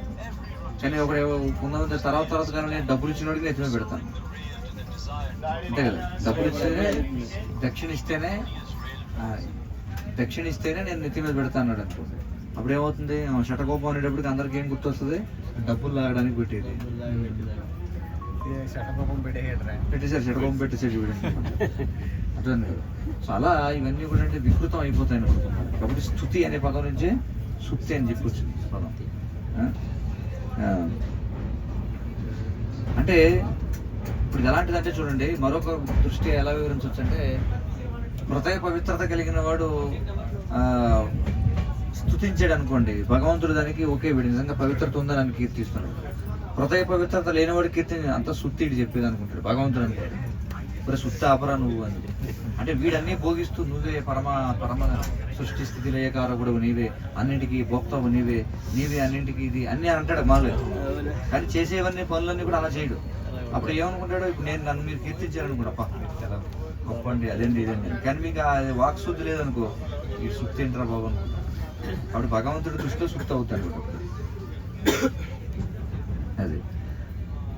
కాబట్టి ఈ విధంగా వాడు నమస్సులు చేస్తున్నారు. విశుద్ధ మనస్సుచే నీవు అనుభూతుడు అవుతావు. చూడండి, భౌతిక కల్మషము నుండి విడిబడి ఉన్నట్టు విశుద్ధ మనస్సుచే నీవు అనుభూతం అవుతావు. ఇంకేమన్నారు? విద్యాగురుడవు నీవు అని చెప్పుకుంటున్నారు. కనిపించేటువంటి కనిపించనటువంటి అన్ని భౌతిక కల్మషం ఉంది. కనిపించే కల్మషాలు కొన్ని, కనిపించనివి కొన్ని. ఏమిటవి? మనసులో చేసేటువంటి కొన్ని ఉంటాయి తప్పులు. ఇవేమీ లేనటువంటి విశుద్ధ మనస్సుచే నువ్వు అనుభూతం అవుతావు. అప్పటి వరకు అనుభూతి అవుతావు. అంటే బయటికి తప్పులు చేయకపోవచ్చు కొంతమంది, బయటికి నియమాలు ఉల్లంఘించట్లా, కానీ మనసులో ఉల్లంఘిస్తున్నారు. వాడిది విశుద్ధ మనసా? అలాంటి వాడికి దొరకడట. విశుద్ధ మనస్సు గలవాడి వాడికే నువ్వు దొరుకుతావు. తర్వాత దంష్ట్రాగ్రకోట్యా భగవంస్త్వయా ధృత విరాజతే భూధర భూసభూధర యథావనాన్నిస్సరతో దతాధృత మతం గజేంద్రస్య సపత్ర పద్మిని. చూడండి, ఓ ధరణిధర, నీవు నీ కోరలచే ఎత్తిపట్టిన పర్వత సహితమగు భూమి, జలము నుండి బయలువెడిన మత్తగజము ధరించిన పత్ర సహితమగు కమలము వలె శోభాయమానముగా విరాజిల్లుతున్నది. చూడండి ఎలా కీర్తించారు ఇక్కడ. ఏమన్నారు చూడండి, నువ్వు నీళ్లలోంచి భూమిని పట్టుకుని బయటకు వచ్చావు కదా, అది ఎలా ఉందో తెలుసా? అది ఏనుగు నీళ్లలో మునిగి పైకి లేచేటప్పుడు ఒక పత్రంతో సహా పద్మాన్ని పట్టుకుని బయటకు వస్తే ఎలా ఉంటుందో అలా ఉందని చెప్పాను. అంతే కదా. ఏనుగు నీళ్ళల్లో స్నానం చేసి ఆ తొండంతో ఏం చేస్తుంది? అది ఏదో పట్టుకుంటుంది. పట్టుకుని పీకినప్పుడు పత్రంతో పాటుగా పద్మం పట్టుకుని పైకి వస్తే ఎలా ఉంటుంది ఏనుగు? మన గజేంద్ర ప్రార్థనలు చూస్తాం కదా, గజేంద్రుడు ఏం చేస్తాడు? పద్మాన్ని పట్టుకుని స్వామికి ఇలా ఇస్తాడు. అలా ఉందట. అంటే ఇక్కడ ఎలాంటి ఉపమానం చెప్పారంటే, ఏనుగుకి అది బరువా? ఏనుగుకి ఒక పత్రం పట్టుకుని బయటికి రావడం ఏదైనా బరువుగా ఉంటుందా? అలాగే భూమి కూడా వరాహస్వామికి బరువు కాదు. ఇక్కడ మరొక విశేషం ఏమిటంటే, ఈ ఉపమానంలో ఎన్నో విషయాలు ఉన్నాయి. మనకి ఈ లోకాలన్నీ కూడా పద్మం ఆకారంలో ఉంటాయని శాస్త్రాలు చెప్తున్నాయి. ప్రతి లోకం కూడా పద్మం ఆకారంలో ఉంటుంది అన్నమాట. అందుకే ఇక్కడ ఉదాహరణ ఏమి ఇచ్చారంటే, పత్రము, అందులో పద్మం. గోలోకం చూడండి, వైకుంఠం చూడండి, మీరు చూసుంటారు, వైకుంఠ చార్ట్ చూసుంటారు కదా, గోలోక చార్ట్. అందులో ప్రతి లోకం కూడా ఎలా చూపిస్తారు? పద్మం. అందుకే ఎప్పుడైతే స్వామి ఇలా ఉద్ధరించాడు, ఎలా ఉందట అంటే పత్ర సహితమైనటువంటి పద్మలాగా ఉంది. తర్వాత త్రయీమయం రూపమిదం చ సౌకరం భూమండలేనాథ దతాదృతే చకాస్తి శృంగో రమణేన భూయస కులాచలేంద్రస్య యథైవ విభ్రమః. దేవా, మేఘాలంకృతమైనప్పుడు ఘనపర్వత శృంగములు సుందరముగా తయారైనట్టుగా మనం చూస్తుంటాం. హిమాలయ పర్వతాలు చూశారనుకోండి, ఇక్కడ కూడా మనం చూడొచ్చు. బాగా ఎత్తైన పర్వతాలు శిఖరాలు కనిపించవు. ఎందుకని? మేఘాలు ఆవరించి ఉంటాయి కదా. మేఘాలు మంచి మేఘాలు ఆవరించి ఉంటాయి, పైన శిఖరం కనిపిస్తుంది. కూర్చోవడం చాలా అందంగా ఉంటుంది కదా మేఘాలు.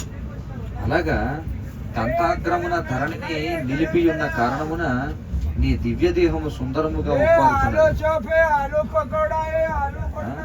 ఏ విధంగా అయితే పర్వతాలు మేఘముల చేత కప్పబడి ఉండడం చేత అవి సుందరంగా ఉంటాయి, అలాగే నీవు కూడా నీ దంతాల మీద భూమి ఉన్నప్పుడు అంత అందంగా ఉన్నావు నువ్వు కూడా అని చెప్పంటావు. సంస్థాపయైనాం జగతాం సతుష్టాం జగతాం సతస్తుషాం లోకాయ పత్నీమసి మాతరం పితా విధేమ చాస్యై నమసా సహత్వయా యస్యాం స్వతేజోగ్నివారణావదాః. చూడండి, హే ప్రభు, స్థావర జంగమ వాసులందరి నివాస ప్రయోజనార్థమై నీ ధరణి నీ భార్య అయినది. స్థావర జంగం అంటే కదిలేవి కదలనివి అన్నిటికీ నివాస ప్రయోజనార్థమై ఈ ధరణి నీ భార్య అయినది. భూమి ఎవరు? భగవంతుని యొక్క భార్య. నీవు పరమపితవు. అట్టి నీకు భూమాతతో సహా వందనములను అర్పింతుము. చూడండి, ఇక్కడ చాలా విశేషం. అందుకే మనం ఏదైతే వరాహ భగవానుడు ఎత్తి చూపించాడో అది వాస్తవానికి భూదేవి అన్నమాట. అంతేకాని గుండ్రంగా బంతిలాగా కాదు, భూదేవి ఆమె. కాబట్టి భూమాతతో సహా నీకు వందనాలు అర్పిస్తున్నాం. నిష్ణాతుడైన యాజ్ఞికుడు అరణియందు అగ్నిని స్థాపించినట్లుగా స్వతేజమును నీవు ధరణియందు నిలిపితివి. నిష్ణాతుడైనటువంటి యాజ్ఞికుడు ఏం చేస్తాడు? యజ్ఞాలు చేసేటప్పుడు కొంచెం ఏదో కర్పూరం బెళ్ళో లేకపోతే కొంచెం నూనె లేకపోతే కృష్ణాల కోసం వెలిగించరు. ఏం చేస్తారు?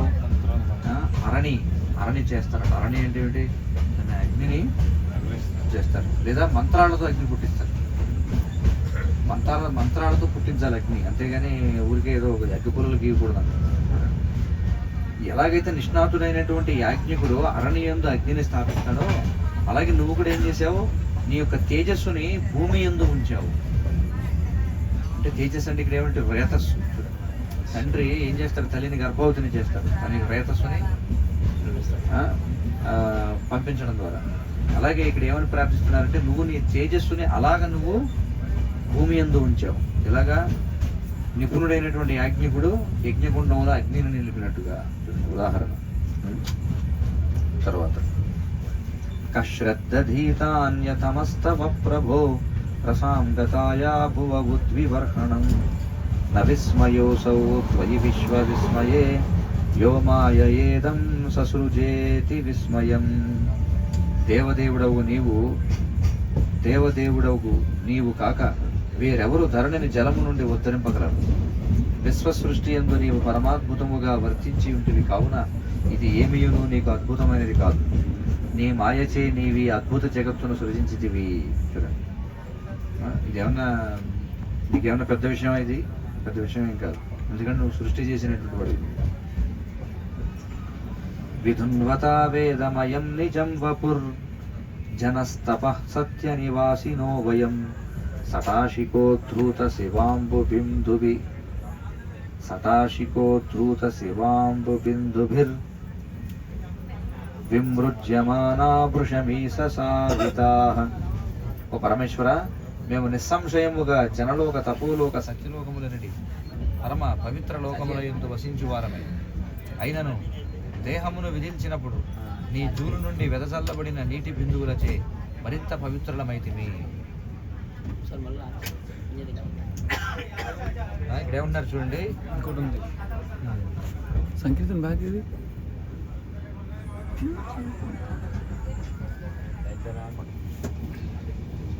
తర్వాత ఇంకా ప్రార్థిస్తున్నారు చూడండి, ఏమంటున్నారు? పరమేశ్వర, మేము నిస్సంశయముగా అంటే ఎలాంటి సందేహం లేకుండా జనలోక తపోలోక సత్యలోకములనే పరమ పవిత్ర లోకములందు నివసిస్తాం. అంటే అవి పవిత్రమైన లోకాలు కదా అవి, జనలోకం, తపోలోకం, సత్యలోకం. అయినా కానీ నువ్వు ఎప్పుడైతే దేహాన్ని విదిల్చావో, చూడండి, పందులు మనం సాధారణంగా చూస్తుంటాం, బయటకు వచ్చి విజిలుస్తుంది కదా, కుక్కలు కానీ విజిలుస్తుంటాయి కదా. అలాగే ఈ వరాహస్వామి ఎప్పుడైతే నీళ్ళ నుంచి బయటకు వచ్చిన తర్వాత విజిల్చుతాడు అనమాట. ఒకసారి విజిల్చినప్పుడు ఏమైంది? నీ జూలు నుండి వెదజల్లబడిన నీటి బిందువులు పడతాయి కదా, వాటి చేతమై మరింత పవిత్రులమయ్యాం ఇంకా. సాధారణంగా అలాంటి నీళ్ళు ఎవరి మీద పడితే అపవిత్రమైనట్టుగా భావిస్తారు అనమాట. జంతువు ఏదైనా విదిల్చుకుంది, కుక్క విదిల్చుకుంది అనుకో, నీళ్లు పక్కడ మీద పెడితే అది అపవిత్రం అయిపోయినట్టు అనమాట. కానీ ఇక్కడ ఏమంటున్నారు వాళ్ళు, మేము ఆల్రెడీ పవిత్ర లోకాల్లో ఉన్నాం మేము, కానీ ఎప్పుడైతే నీ జూలు విదిల్చినప్పుడు వచ్చిన నీటి బిందువులు మా మీద పడ్డాయో, అంటే చూడండి ఆయన విదిల్చినప్పుడు నీళ్ళు ఎక్కడికి వెళ్ళి పడి అవి మేమందరం కూడా పవిత్రులమయ్యాం, ఇంకా పవిత్రులమయ్యాం అని చెప్పి అంటారు. సవైపత భ్రష్టమతిస్తవైషతే యః కర్మణాం పారమపార కర్మణః యద్యోగమాయా గుణయోగమోహితం విశ్వం సమస్తం భగవన్ విదేహిషం. హే భగవాన్, నీ అద్భుత కర్మలు అపారమైనవి. అపారమైనవి అంటే అర్థం అంతులేనివి, అపారమైనవి అంటే గొప్పవి, అంతం లేనివి, దాటలేనివి అని అంటే అదే అర్థం వస్తుంది. దాటలేనివి అంటే ఎందుకు దాటలేము? అంతులేదు కాబట్టి, అర్థమైంది కదా. కానీ అపారము అంటే అర్థం ఏంటంటే దాటలేనిది అని అర్థం. నీ కర్మల అవధిని తెలుసుకొనగోరిన వాడు నిక్కముగా బుద్ధిహీనుడే. ఎవడైతే నీ గురించి పూర్తిగా తెలుసుకోవాలనుకుంటే వాడు బుద్ధి లేనివాడు అని చెప్పాడు. ఈ విశ్వమున ప్రతి ఒక్కరూ ప్రబలమగు యోగశక్తిచే బద్ధులై ఉన్నారు కనుక దయతో ఈ బద్ధజీవుల పట్ల నిర్హేతుక కరుణను చూపము. అందరూ కూడా ఈ యోగశక్తిచే బద్ధులై ఉన్నారంటే అందరూ మాయలో ఉన్నాం మనం అంతా, అంతే కదా. కాబట్టి నువ్వు కరుణ చూపిస్తేనే మాయ నుంచి ఎవడైనా బయటపడదు, అంతే కదా. కృష్ణుడు ఏం చెప్తున్నాడు? మామేవయే ప్రపద్యంతే మాయామేతాం తరంతే. మైత్రేయ ఉవాచ ఇత్యుపస్థీయమానోసౌ మునిర్భిర్బ్రహ్మవాదిభిః సలిలే స్వకురాక్రాంత ఉపాదత్తావితాపినిం. మైత్రేయుని పలికాడు. ఆ విధముగా సమస్త మునులచే బ్రహ్మవాదులచే అర్చితుడై వరాహ భగవానుడు తన గిట్టలచే ధరణిని తాకి దానిని నీటిపై నిలిపాడట. తన గిట్టలతో తాకాడట, అంటే కాలుతో ఇలాగా ధరణిని అంటే భూమిని తాకి దాన్ని ఏం చేశాడు, నీటి మీద పెట్టాడంట మళ్ళీ తీసుకొచ్చి. తర్వాత ఈ రీతిని సమస్త జీవపోషకుడకు విష్ణు భగవానుడు ధరణిని జలము నుండి ఉద్ధరించి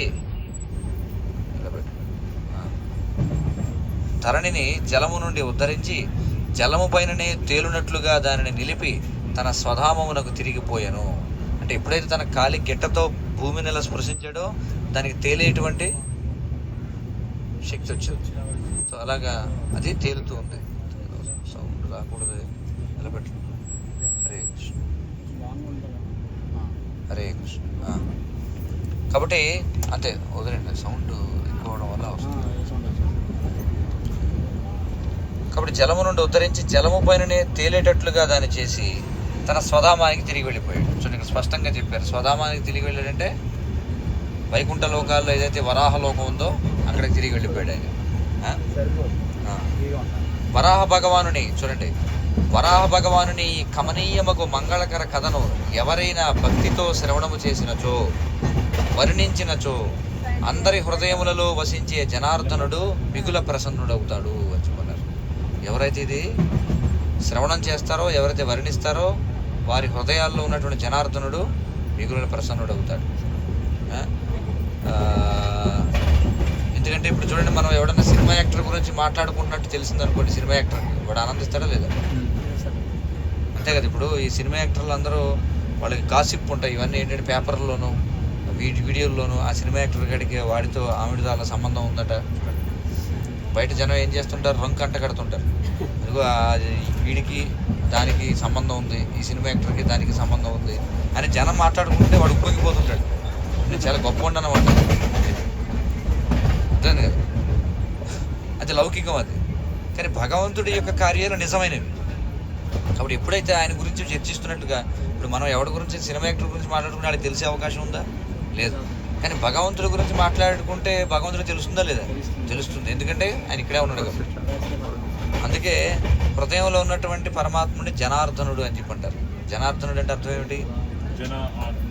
జనుల యొక్క కర్మలను అనుసరించి వారికి అనేక రకాల వసతులను కల్పించేటువంటి వాడు, అంటే శిక్షించేవాడు. ఒక విధంగా చెప్పాలంటే జనార్దన, అర్థన అంటే మర్దనం చేయడం అనమాట, కొట్టడం, పట్టుకొని.